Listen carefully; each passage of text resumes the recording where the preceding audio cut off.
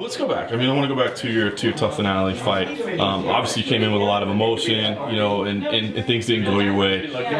When you look back on it now, what's your thought about your performance in the fight itself? I was actually quite disappointed in the first 2 rounds. You know, third round I brought it, and that was like the real me coming out. You know, the first 2 rounds were kind of a blur to me, and I got backstage and I said, "What did you say to me in before round 3 to make me go out and fight like that?" They told me I had to knock her out.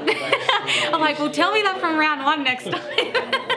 So yeah, I was a little disappointed in my slow start. It was kind of like a mental block, you know, I was self-sabotaging myself. So I definitely, this camp, I've worked on a lot of getting over that mental block and just going out from the get-go and bringing back, you know, what got me to the UFC to begin with. And that's letting my hands go and just being aggressive. So that's my aim on Sunday night, or Sunday morning, sorry, to bring it. I wanted to, I mean, obviously the emotion that you did bring to it. I mean, when you look back on it, did that maybe play a factor at all too? Like maybe, do you wish you would have handled yourself any differently or had a different mindset? Not at all. I don't feel like, you know, I've had slow starts in my 3 previous fights.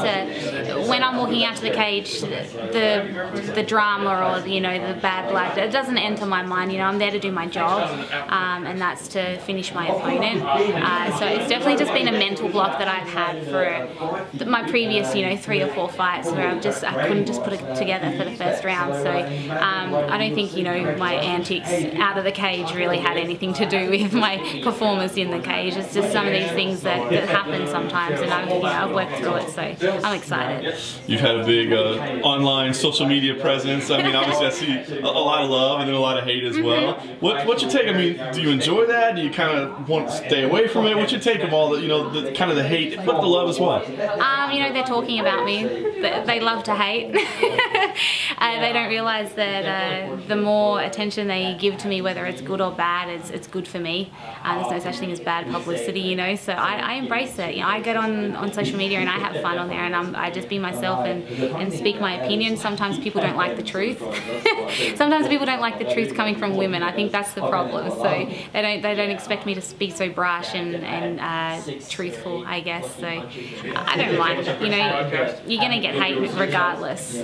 So I might as well go out there and have fun with it and cop hate anyway. Nice. How does this feel? Does this feel any different? Obviously fighting in Australia, I imagine it's got to be a great thing. But you know, people always do talk about octagon jitters, and no matter how prepared they think they are, they aren't. So does this feel different? It doesn't. The only thing different is I'm used to flying to the States to fight. This time I've flown home to fight, so that's the only thing different. But you know, once I'm here doing the media and making weight, you know, I'm in fight mode. I'm ready to go. It doesn't matter where it is. It could be on a local show in Brisbane, you know, local show in Tasmania where I started. It doesn't matter. There's the same goal as the opponent across for me. I have to finish. So yeah, it doesn't really get to me. Talk about the matchup itself stylistically. How do you think you match up?